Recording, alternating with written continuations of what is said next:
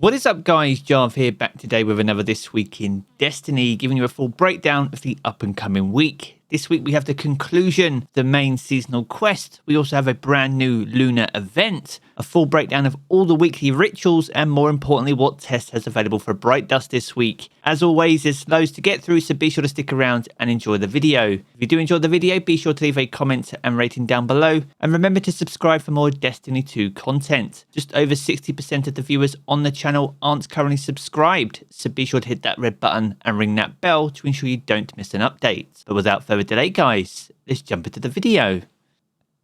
Another week and another This Week in Destiny, and this week is week 7 of Season of the Seraph, and we have the final steps of the Should You Choose to Accept It quest. This is part 3 and will allow us to unlock the last catalyst for the Revision 0 exotic pulse rifle. This will unlock 4th times the charm, where rapidly landing precision hits will return 2 rounds to the magazine. This could be very powerful, especially in PvE, so make sure to wrap up that quest if you're looking to pick up that catalyst. On top of that, we'll have the final steps of the More Than a Weapon quest, which is the main seasonal quest for Season 19. It's highly possible we could see a juicy conclusion with a final event towards the end of the season. Now, alongside those quests, we also have a brand new Lunar event to celebrate the Chinese New Year. Each and every day, Tess will be offering us a red envelope, offering us a free gift of Bright Dust. Now, as well as offering those sweet gifts, we also have a brand new exotic ghost, an awesome looking exotic sparrow, and a brand new exotic ship, all lunar themed for the Chinese New Year. And on top of that, we also have a new exotic weapon ornament for the Risk Runner SMG. Some of these items look absolutely awesome. They are silver only though, so bear that in mind when checking out Tess upon this week's weekly reset. Now, as always, we're going to kick off with the King's Fall Raid Challenge for week 7. And this week rotates around to the Gaze Amaze Challenge. This takes place over in a Golgoroth encounter, and the Gaze holder must stand in the pool of unclaimed light when swapping the Gaze. It's actually one of the easier challenges inside the King's Fall raid, and if you and your team can absolutely nail it, you'll get an extra raid chest, additional harrowed loot, on top of those sweet pinnacle rewards. Now, moving on to the featured raid and dungeon content for the week. The featured raid for this week is the Garden of Salvation. This launched alongside Shadowkeep and offers some awesome weapons and armor. As the featured raid, all the challenges are available, making it perfect for completing your Enlightened Seal. To go alongside the Garden of Salvation, we also have the return of the Pit of Heresy, the dungeon that also launched in Shadowkeep. Once again, a perfect opportunity to complete your Harbinger Seal. And as both of these activities are featured, if you can defeat the final bosses, both will also offer additional pinnacle rewards. So if you're looking to jump into Grandmasters this week, which we'll cover later in the video, then make sure to get those activities done if you're still on the power grind. Now, from here, we're going to move on to Dares of Eternity and its 30th anniversary pack activity. And with the updated loot pool, this week we see the Lightkin armor set return. This is from Season of the Splicer, and that is alongside the Scatterhorn armor set, which is the armor set from Forsaken. So if you missed out on these and are looking to fill out your transmog collection, then these can drop during the activity when you complete it, or by handing in strange coins over at the Star Horse over in the Treasure Hoard. Now, to go alongside the Splicer armor, we also have Season of the Splicer weapons. We see the Chroma Rush return alongside the Ignition Code, the Grid Skipper, the Farewell Sidearm, the Sojourner's Tail Shotgun, the Shattered Cipher, the Main Ingredient Fusion Rifle, the Long Shadow, the Last Dance Sidearm, the Toil and Trouble Shotgun, the Wishbringer Shotgun, and also the Last Perdition Pulse Rifle. Some of these weapons are absolutely still well worth chasing down, things like the Chroma Rush and the Ignition Code. So if you don't have God rolls on them, then this week will be the week to jump back into Dares of Eternity. Now, from here, we're going to move on to the weekly rituals, and this week sees the return of Grandmaster Nightfalls in Destiny 2.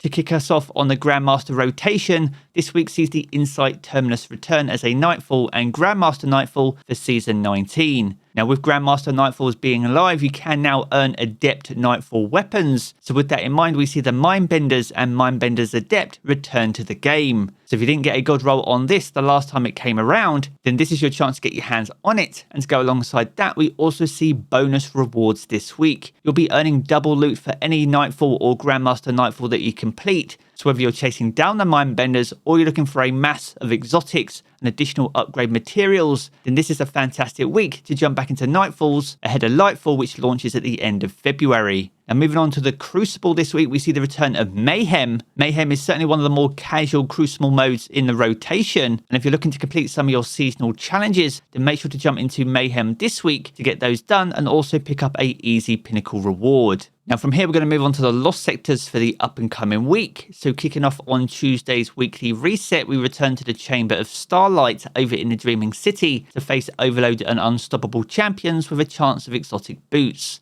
As for Wednesday, we'll be heading for Aphelian's Rest, also with Overload and Unstoppable champions, this time though offering exotic gauntlets. As for Thursday, we'll return to the Moon with K1 Logistics facing Barrier and Overload champions with a chance of exotic chess pieces. On Friday, we'll be heading to the Crew Quarters to face Barrier and Overload champions as well, this time though giving you a chance at those exotic helmets. On Saturday, K1 Revelation will be back with Barrier and Unstoppable champions, giving you a second chance at those exotic boots. As for Sunday, we'll be heading to K1 Communion to face Barrier and Overloads, once again offering up those exotic gauntlets. And to round us out for the week, we'll be heading to the Bunker E15 over on Europa to face Barrier and Overload champions to once again get another chance at those exotic chess pieces. So once again, if you're still filling out your exotic collection, then be sure to plan your week accordingly. And if you want to check out this calendar for yourself, then make sure to do so over in Today in Destiny, and I'll leave the link to that down in the video description below.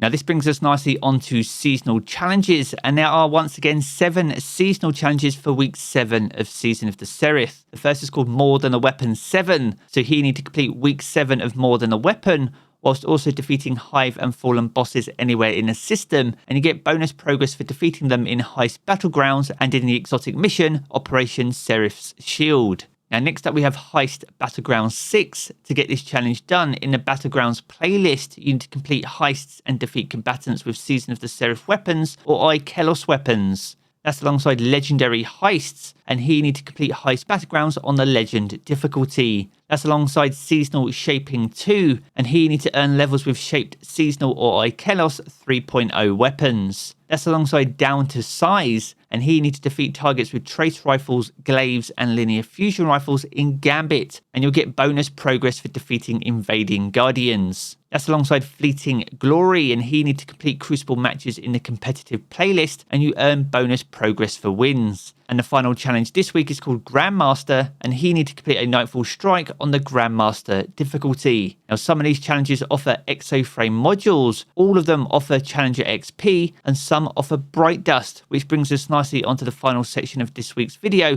and that's what Tess has available for Bright Dust in week 7 of Season of the Seraph. Now over in the featured Bright Dust shelf, we have an exotic emote called Origami Crane. This is from Season of Dawn, so sadly we don't have a preview of this one, so if you missed out on it, be sure to pick it up this week for 3,250 Bright Dust. That's alongside Taurus Rocketeer, an exotic ship from Season of the Chosen, so once again if you're collecting and missed out on this one, this will set you back 2,000 Bright Dust this week. That's alongside the Subjugator Entrance, a legendary transmat effect that will set you back 450 Bright Dust this week. As for the shader this week, we have Sinking Feeling, a brand new shader for Season 19. Now this shader does have a slight animation to it, so be sure to check it out, and you can pick it up for 300 Bright Dust this week. Now over in the main Bright Dust store, we have another exotic emote called Festive Sparks. So if you fancy picking this up, this will set you back 3,250 Bright Dust. That's alongside the Jubilant Decree, a legendary emote from the 30th anniversary pack. If you're looking to pick it up, this will set you back 700 Bright Dust this week. That's alongside the Lampion Exotic Ghost Shell. So if you're looking to celebrate the Lunar New Year in style, then make sure to pick it up for 2,850 Bright Dust. That's alongside the Taurus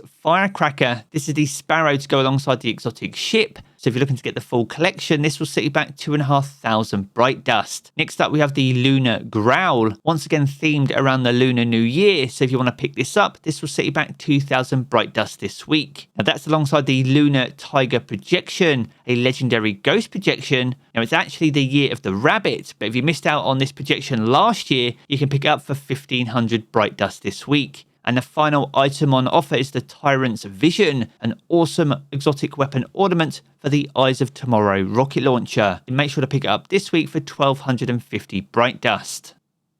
So there we have it, guys, a good look on everything that you can expect for week 7 of Season of the Seraph. If you've enjoyed this video, then be sure to check out one of the 2 videos you see here in these cards for more Destiny 2 content. And if you want to keep up to date with everything to do with Destiny 2, then be sure to hit subscribe as well. I'm going to jump back into the game as always, guys, and I will catch you all again very soon.